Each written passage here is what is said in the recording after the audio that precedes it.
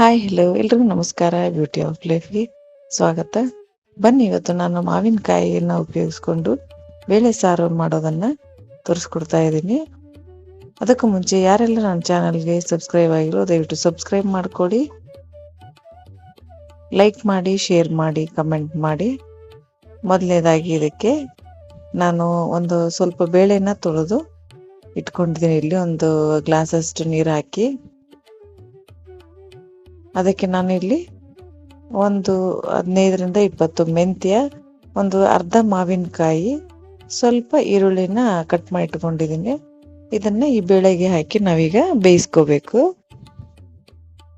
ಮಾವಿನಕಾಯಿಯನ್ನು ನೀವು ಇಷ್ಟು ಗಾತ್ರ ಕಟ್ ಮಾಡ್ಕೊಂಡ್ರೆ ಸಾಕಾಗುತ್ತೆ. ಈಗ ಇದನ್ನ ಒಂದು 4-5 ವಿಷಲ್ ಆಗೋ ಹಾಗೆ ನಾವು ಬೇಯಿಸ್ಕೋಬೇಕು. ಇದು ತುಂಬಾ ಸಾಫ್ಟ್ ಆಗಿ ಬೇಯಬೇಕು, ಅಂದ್ರೇನೆ ಆ ಹುಳಿ ಅಂಶ ಹೋಗುತ್ತೆ. ನೋಡಿ, ಈಗ ಎಷ್ಟು ಚೆನ್ನಾಗಿ ಬೆಂದಿದೆ ಈಗ ಇದು ಬೇಳೆ ಮತ್ತೆ ಮಾವಿನಕಾಯಿ, ಈರುಳ್ಳಿ ಎಲ್ಲ. ಈಗ ಇದನ್ನ ನಾವು ಚೆನ್ನಾಗಿ ಸ್ಮ್ಯಾಶ್ ಮಾಡ್ಕೋಬೇಕು. ನೀವು ಬೇಕಿದ್ರೆ ಗಟ್ಟಿ ಸಾರು ಮಾಡ್ಕೊಳ್ಳೋದಾದ್ರೆ ಬೇಳೆನ ಕಡಿಮೆ ಹಾಕಿ ಮಾಡ್ಕೊಳ್ಳಿ, ತಿಳಿ ಸಾರು ತರ ಆಗುತ್ತೆ, ಚೆನ್ನಾಗಿ ಬರುತ್ತೆ. ಅಥವಾ ಮಾವಿನಕಾಯಿ ಪ್ರಮಾಣ ಜಾಸ್ತಿ ಹಾಕಿ ಸ್ವಲ್ಪ ಬೇಳೆನ ಕಡಿಮೆ ಕೂಡ ಹಾಕೊಂಡು ಮಾಡ್ಕೋಬಹುದು, ಅದು ಕೂಡ ನಿಮಗೆ ಟೇಸ್ಟಿಯಾಗಿ ಬರುತ್ತೆ.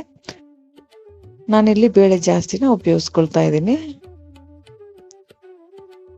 ಈಗ ಒಂದು ಬಾಣಲಿಗೆ ಸ್ವಲ್ಪ ಎಣ್ಣೆ ಹಾಕೊಂಡು ಅದಕ್ಕೆ ಜೀರಿಗೆ, ಸಾಸಿವೆ, ಒಣ ಮೆಣಸಿನ್ಕಾಯಿನ ಹಾಕೊಳ್ತಾ ಇದ್ದೀನಿ. ನೀವು ಬೇಕಿದ್ರೆ ಹಸಿ ಮೆಣಸಿನ್ಕಾಯಿನೂ ಕೂಡ ಒಗ್ಗರಣೆಗೆ ಕಟ್ ಮಾಡಿ ಸೇರಿಸ್ಕೋಬಹುದು, ಅದು ಕೂಡ ಟೇಸ್ಟ್ ಚೆನ್ನಾಗೇ ಬರುತ್ತೆ.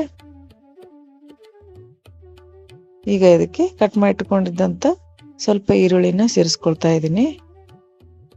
ಈ ಮಾವಿನಕಾಯಿ ಸೀಸನ್ ಅಲ್ಲಿ ಮಾವಿನಕಾಯಿ ಚಿತ್ರಾನ್ನ, ಈ ಚಟ್ನಿಗಳು ಈ ರೀತಿ ಮಾಡಿಕೊಂಡು ತಿನ್ನೋದ್ರ ಜೊತೆಗೆ ಈ ರೀತಿ ಮಾವಿನಕಾಯಿ ಸಾಂಬಾರು ಅಥವಾ ತಿಳಿಸಾರುಗಳನ್ನ ಮಾಡಿಕೊಂಡು ಊಟ ಮಾಡೋದ್ರಿಂದ ಆರೋಗ್ಯಕ್ಕೂ ಚೆನ್ನಾಗಿರುತ್ತೆ. ಆಯಾ ಸೀಸನ್ ಅಲ್ಲಿ ಸಿಗುವಂತ ಹಣ್ಣು ತರಕಾರಿಗಳನ್ನ ಉಪಯೋಗಿಸ್ಕೊಂಡು ಈ ರೀತಿ ನಾವು ಅಡಿಗೆನಲ್ಲಿ ಬಳಸ್ಕೊಂಡು ಉಪಯೋಗಿಸ್ಕೊಳ್ಳೋದ್ರಿಂದ ದೇಹಕ್ಕೂ ಕೂಡ ನಮ್ಗೆ ಒಳ್ಳೇದು. ಈಗ ಸ್ವಲ್ಪ ಹಿಂಗನ್ನ ಹಾಕೊಳ್ತಾ ಇದ್ದೀನಿ. ಈರುಳ್ಳಿ ಎಲ್ಲ ಬಾಡಿದೆ.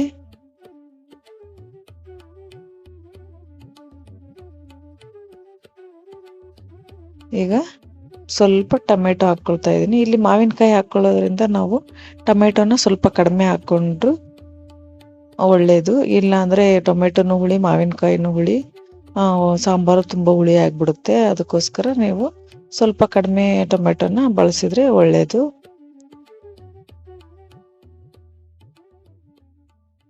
ರುಚಿಗೆ ತಕ್ಕಷ್ಟು ಅಚ್ಚ ಖಾರದ ಪುಡಿ, ಅರಿಶಿನ, ಉಪ್ಪನ್ನ ಸೇರಿಸ್ಕೊಳ್ತಾ ಇದ್ದೀನಿ.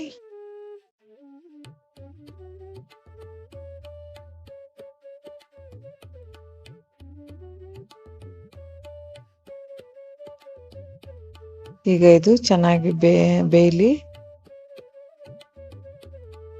ಈಗ ಟೊಮೆಟೊ ಎಲ್ಲ ಚೆನ್ನಾಗಿ ಬಾಡಿದೆ, ಒಗ್ಗರಣೆ ಚೆನ್ನಾಗಿ ಬೆಂದಿದೆ. ಇದಕ್ಕೆ ಸ್ವಲ್ಪ ನೀರು ಹಾಕಿ ಈಗ ಬೇಯಿಸಿಟ್ಕೊಂಡಿದ್ದಂತ ಮಾವಿನಕಾಯಿ ಮತ್ತೆ ಬೇಳೆನ ಇದಕ್ಕೆ ಸೇರಿಸ್ಕೊಳ್ತಾ ಇದ್ದೀನಿ.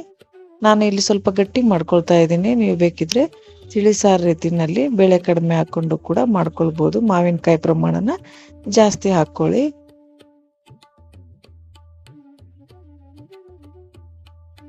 ಇದು ಬೇಯಿಸಿ ಮಾಡೋದ್ರಿಂದ ನಿಮಗೆ ಅಲ್ಲಿಗೆ ಕೂಡ ಹುಳಿ ಹುಳಿ ತರ ಅನ್ಸಲ್ಲ. ಆ ಬೇಯಿಸೋದ್ರಿಂದ ಹುಳಿ ಪ್ರಮಾಣ ತುಂಬಾನೇ ಕಡಿಮೆ ಆಗ್ಬಿಡುತ್ತೆ. ಎಷ್ಟೇ ಹುಳಿ ಇರೋ ಮಾವಿನಕಾಯಿ ಆದ್ರೂ ಕೂಡ ಇದು ಹುಳಿ ಅನ್ಸಲ್ಲ ನಿಮ್ಗೆ ಸಾಂಬಾರು.